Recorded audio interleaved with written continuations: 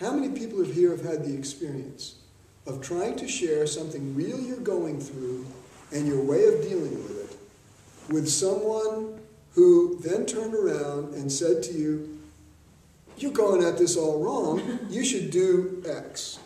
How many people, anybody had this kind of experience? What's that? It's just human. Well, it's human, but in this particular process it happens very frequently. And for you to get more and more clear that even while you're confused and screwed up and overwhelmed and unable, a lot of people have this experience, the process is so organismic that the mind can't catch up.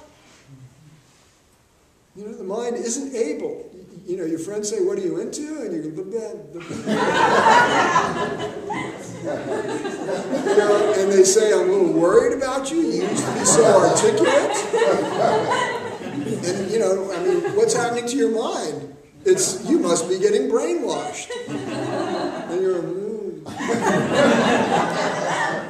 Well, that's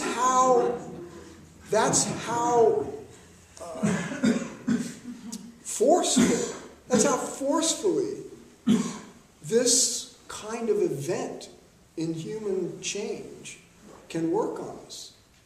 And for you to have that still small voice, at least, in there somewhere that's saying, "I know something right on is going on here, even though I can't yet speak it. But, you know, talk to someone who can," even though you can't say that to most of your friends. They're basically, you know, they're going to worry about you until they stop. Which is interesting, because what happens, by the way, with friends is that some cease to be friends because they can't keep going in association with you on your journey. And others, and some, of course, find their way in. They drink the Kool-Aid. And yet others notice changes in you that they like. And that's a very interesting stage. And particularly, by the way, this can happen with family too. This is the case now with my family especially. Both my sister and my father. It's like whatever this thing is, they respect it highly. And they're very proud of what Linda and I are doing. You know, we had to go through a long time of, you know, a difficult haul. So, other people had questions. We're moving toward closing time here. I think did someone have their hand up? Lucy? Was it you? No. Oh, it was. Yeah. Okay. Maybe this sounds arrogant, but from a deepest place in me that I just begin to explore, or that begins to be three-dimensional, I want to say, okay, finally we're here. What else is new? It has to be like this. This is the most normal, the most natural, the most real thing that is for me, and maybe for many others of you. Yes. And so what's the hype? But there's this part that is just, yeah. So that's it. Done. Thank yes. You. Thank you. Yeah, you reminded me. I'm sorry? Yeah, I had another piece. Okay. At the AMS last summer we sat, and there were several body workers in the room, like me, and we said, so what's the next step? And for us, body workers, healers, the body is one of the places to which it comes, the touch. And I wanted to, this is important. You want to what? This is important, that's how I wanted to bring it up, to really say, hey, let's bring the body into this. Find the best body workers you can. Dare to feel from here down, and get the support from the people who are doing this work, and who are emanating the heart through their hands.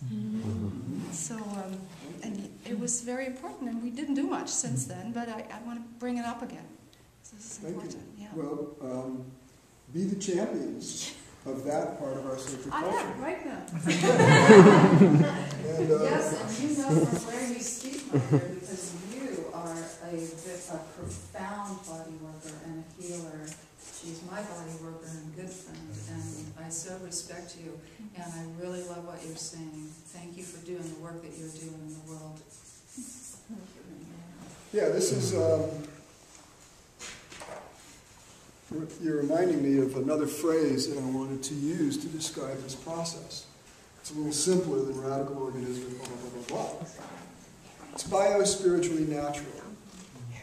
And the whole time that we've been working out the teaching of this process, first I, and then all of the teachers who've, I initially trained, and now we have our whole training thing.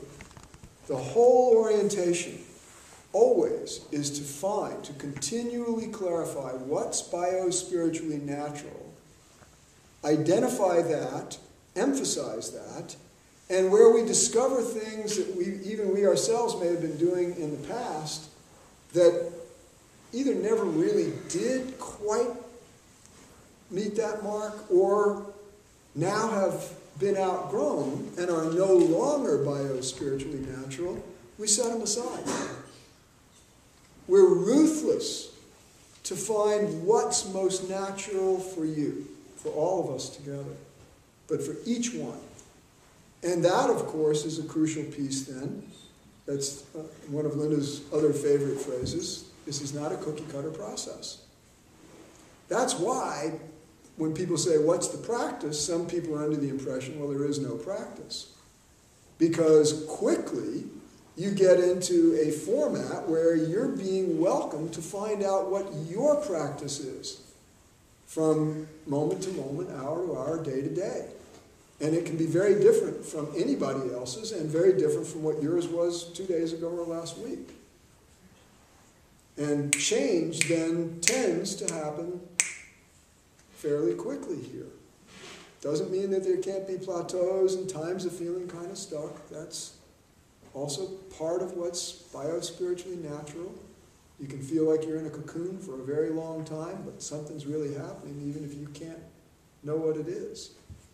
So I want to acknowledge what you're saying, and again, over the next couple of 3 years, 5 years, and on down the line, there's going to be a flowering of the culture of this process. It's going to cease to know itself as mostly a thing of people getting together for teachings and sittings and gazing and private individual consultation. And it's going to become that much more of a life.